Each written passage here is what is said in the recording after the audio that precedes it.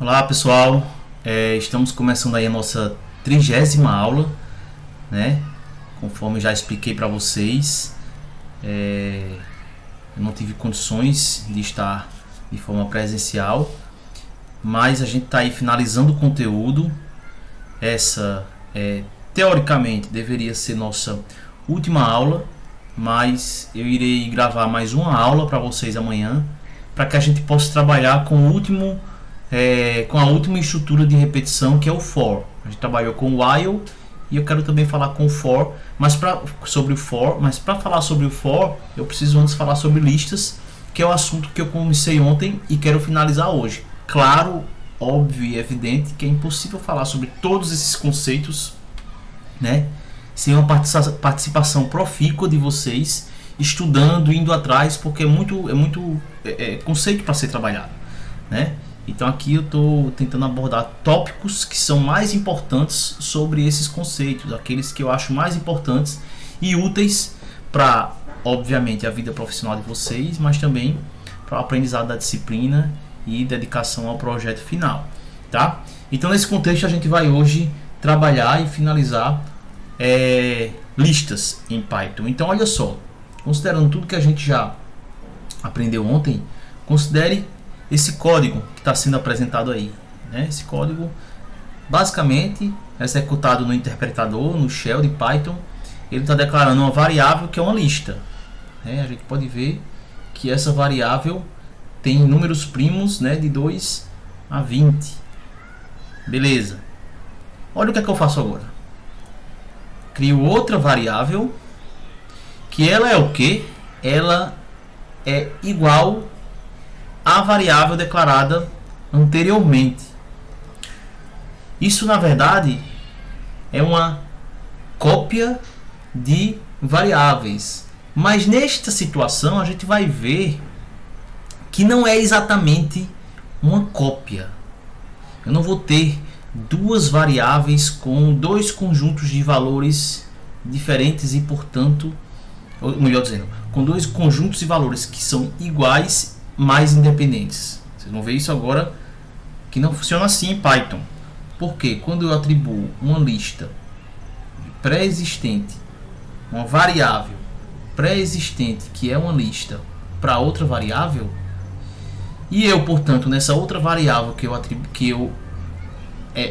que recebeu aquela lista, veja o que acontece. O que é que eu estou fazendo aqui? Quem é que lembra? Eu estou inserindo na posição 0 o valor 1, certo? Quando eu mando imprimir primos, olha o que acontece. Na posição 0 ele inseriu 1. Mas Bruno, a gente não fez a inserção em primos, fez em primos 1. Pois é, em primos 1 essa inserção também foi feita. Por quê? Olha só, esse comando de atribuição de uma lista para uma variável faz com que essa variável que recebeu essa referência, e esse é o termo correto dessa lista, ela faz com que ela aponte para o mesmo conjunto de valores. Eu não tenho na minha memória outro conjunto com os valores iguais. Eu tenho dois ponteiros para a mesma região da memória, com os mesmos valores. Então, quando eu insiro um valor em quem quer que seja, as duas referências vão ser afetadas, tá?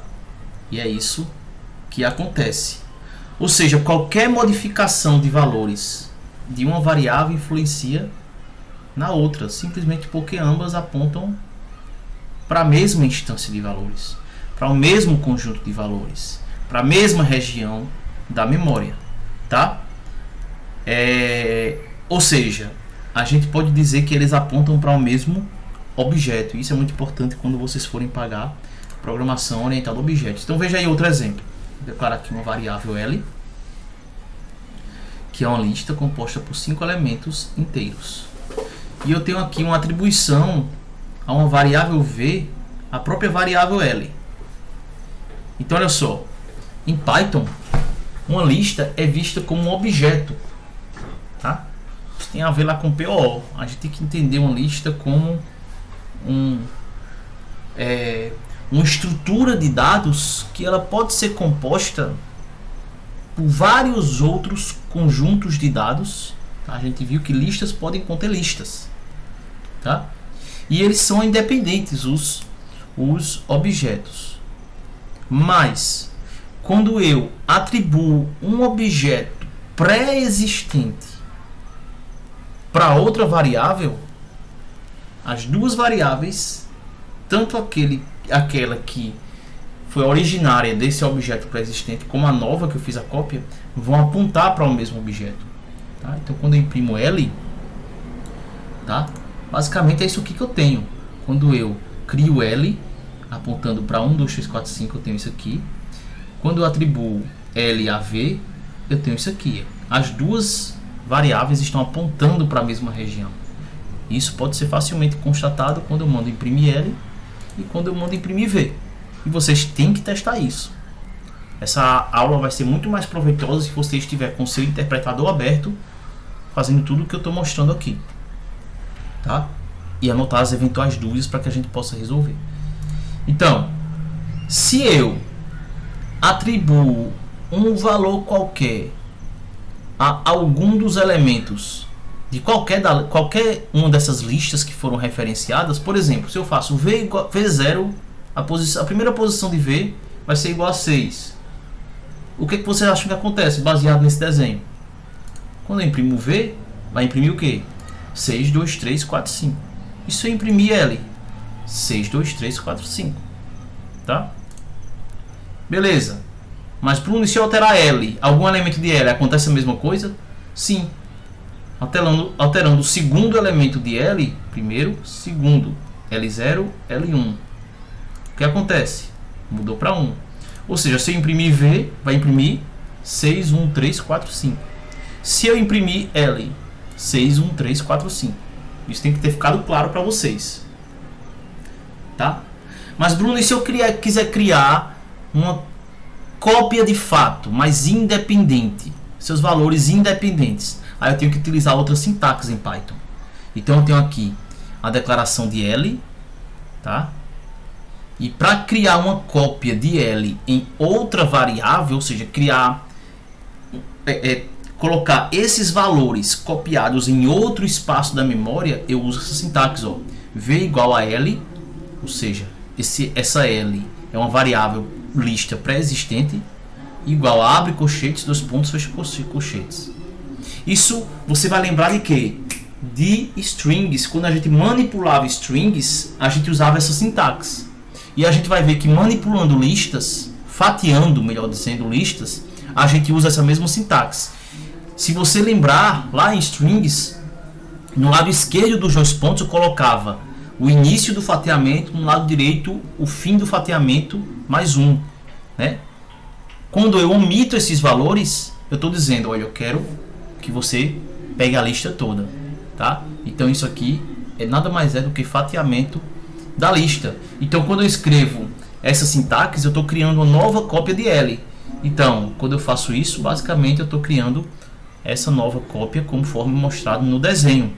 Ou seja, se eu atribuir um valor a qualquer uma das posições, ele vai alterar somente naquela cópia, tá? Isso pode ser testado facilmente aí no seu interpretador, tá? Então, agora a gente vai para fatiamento, que nada mais é do que o que eu acabei de falar no slide anterior, quando a gente usa a sintaxe dos dois pontos dentro do colchete.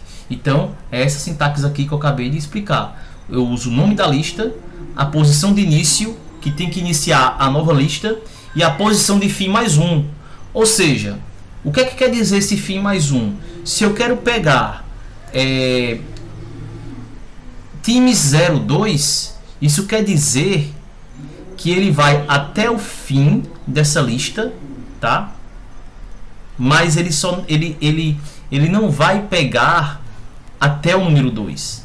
Fim mais 1 representa, olha, ele vem até fim, mas para você vir até fim, você tem que somar mais 1.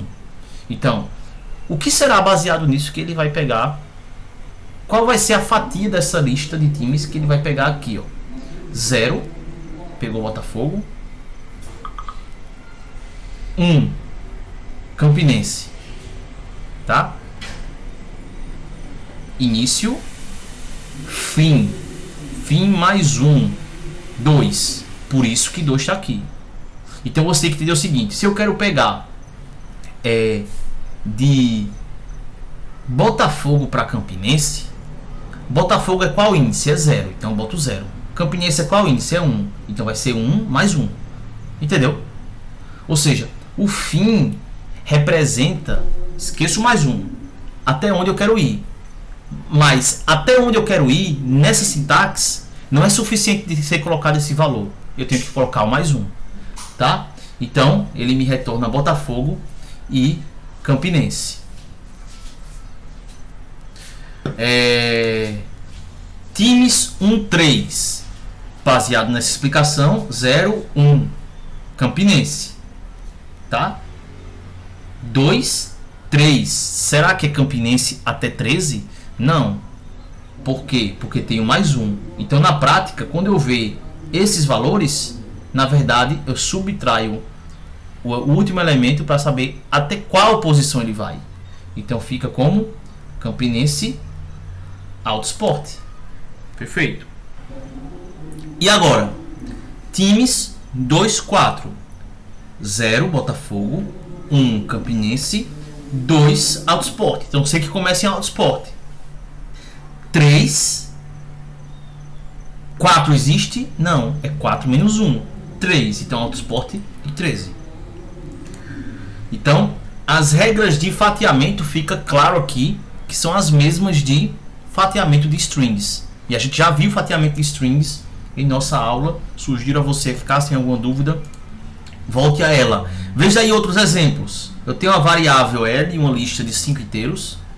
Se eu coloco L de 0 a 5, na verdade é L de 0 a 4. 0, 1, 2, 3, 4. É a própria lista.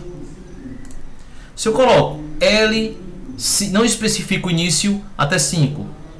Quando eu não especifico o início, por default, por padrão, o início acaba sendo 0. Ou seja, de 1 a 5. Ora, e quando eu não especifico o início, já sei que ele começa do 0. E quando eu coloco um valor negativo, neste caso, menos 1, a ideia é a mesma de fatiamento de string. Ou seja, menos 1, eu considero que ele volta para o fim da string, tá? E o menos 1 acaba sendo o último elemento. Ou seja, o último elemento, menos 1. Então, ele não vem até o 5. Veja bem, olha só. 0, posição 0, posição 1, posição 2, posição 3, posição 4. Tá?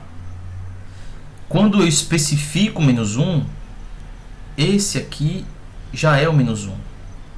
Então, qual é a sintaxe? Início dos pontos, fim mais 1. Ou seja, esse aqui não é o elemento que ele quer. Ele quer até esse. Tá? Então, 1, 2, 3, 4. E agora, de 1 a 3. 1 a 3. 0, 1. Ou seja, começa no 2. 2, 3. Ele vem pra cá? Não, vai só imprimir 2, 3. Gente, tem que testar. Tá? L de 1 a 4. 0, 1. Começa no 2. 2, 3, 4. Vai até o 5? Não, vai até o anterior. 2, 3, 4. Ó, e agora, professor? Começa no 3, beleza. 0, 1, 2, 3. Começa no 4. E vai até onde? Vai até o fim. 4, 5. E aqui vocês já entenderam. Vai de 0 até o 2. 0, 1, 2. Ou seja, 1, 2, 3. Eu falo do 0 até o 2 é da posição 0 até a posição 2. E o que acontece quando eu não especifico nem início nem fim, mas especifico um valor negativo? Então, assim como strings, valores negativos começam a contar do último elemento. Ou seja, quando eu boto só L menos 1, ele vai retornar somente o último elemento. Tá? Bruno, mas quando você especificou aqui L 2 pontos menos 1, ele não retornou o último, ele retornou do primeiro até o penúltimo. porque a sintaxe depois de 2 pontos é como? É início mais 1, ou seja, seria esse. Mas como é início mais 1, passa a ser esse, tá? L-2 vai retornar menos 1, menos 2, 4. Gente, se alguma dúvida ficou sobre isso, manda recadinho aí pra mim no Slack, tá? Então, é possível criar uma lista ainda utilizando o construtor list com o comando range. O que é que o range faz? Basicamente, a função range gera uma sequência de elementos. A função list é utilizada em conjunto com o range para transformar o resultado dessa função de fato em uma lista. Então, olha só, números igual list range 1, 5. Isso quer dizer que eu vou criar uma lista de 1 a 4, 5 menos 1. Aqui, ó, print números 1, 2, 3, 4. Números list range 10. Não especifiquei o início e o fim, então quer dizer que vão ser os 10 primeiros inteiros, de 0 a 9, tá? Números igual a list range 1, 10, 2. Lembra que esse terceiro atributo lá em fatiamento de strings é o passo. Em fatiamento de listas também, embora eu não tenha mostrado nenhum exemplo, mas também. E em função range, o terceiro atributo também é o passo. Então olha só, aqui seria inteiros de 1 a 10, só que o passo é 2. Ou seja, 1, 2, 3, 4, 5, 6, 7, 8, 9, 10, 11? Não, porque 11 é maior do que 10. Posso ainda obter valores máximos e mínimos de uma lista, assim como utilizar outras funções, tá? Como somatório, dentre outros. Então, se eu tenho uma lista e eu chamo a função min passando a lista, ele vai retornar o menor valor dessa lista, se essa lista for um conjunto de valores numéricos. Se eu chamar sum, vai retornar o quê? O somatório. Gente, se você abrir a biblioteca de Python, estou querendo mostrar aqui na verdade só o potencial, né? Mostrando essas funções, o potencial da gente trabalhar com listas em Python. Obviamente não é meu objetivo mostrar tudo que diz respeito à biblioteca em relação ao uso de listas. Para quem quiser se aprofundar, fica aí à vontade, material não falta na API oficial de Python. Tá? O método reverse, por sua vez, ele faz o quê? Ele imprime a lista, só que de forma decrescente. Decrescente no sentido das posições. Se a gente normalmente imprime a lista da posição 0 até a última, o reverse imprime da última até a posição 0. Método sort. Veja bem, todos esses métodos, se você colocar na tradução no dicionário inglês, no tradutor em inglês, você vai entender cada um dos métodos só de ler o nome. O que seria o método sort? Sort é ordenar. Então, se eu tenho uma lista de inteiros, ou se eu tenho uma lista de palavras em conjuntos de caracteres em strings, ele vai ordenar, né? Então, eu posso números.sort. Ele vai fazer o quê? Vai imprimir vai ordenar esses elementos da lista, nesse caso inteiro, e quando eu imprimo essa lista, ele já está com os valores ordenados. Então agora vamos trabalhar com listas, né? Então veja bem, eu tenho aqui um exemplo de uma variável notas que representa um conjunto de 5 notas, né? Uma lista com 5 notas, soma outra variável, e aqui x igual a 0, outra variável. Aí olha só, enquanto x for menor do que 5, você já pode ver que x se refere ao número de notas. X é um contador. O que é que ele faz? Olha, um acumulador aqui. Ele soma cada uma das notas. Quando x é 0, nota 0 é 6. Ele soma mais valor de somas, que soma inicialmente era 0. Depois a soma passa a ser 6. E x passa a ser 1. Eu estou simulando aqui rapidamente para vocês. Agora isso é tarefa para vocês fazerem, tá? Então ele vai somando, ó, 6 mais 7 mais 5 mais 8 mais 9. Quando x passa a ser 6, ele sai do laço. E aqui ele imprime, ó, soma dividido por x. Aqui é a média, tá? Interessante. Então, aqui basicamente a lista notas é declarada na linha 1. O while entre a linha 5 e 7 soma os elementos de notas através desse acumulador, né? E sendo controlado esse while por esse contador X. Ao final é impresso em tela a média dos elementos da lista, tá? Então, fica como tarefinha para vocês, como eu disse no início, simular este código, tá? Outro exemplo, olha só agora que interessante, o usuário informando as notas.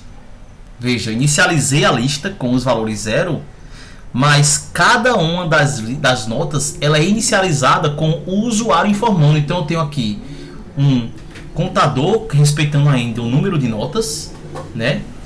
E para cada nota, ó, X é nota 0, o usuário informa a nota. Nota 1, o usuário informa. E cada vez que ele informa, no acumulador essa nota é somada e ao final do mesmo modo é mostrada a média. Interessante demais, né?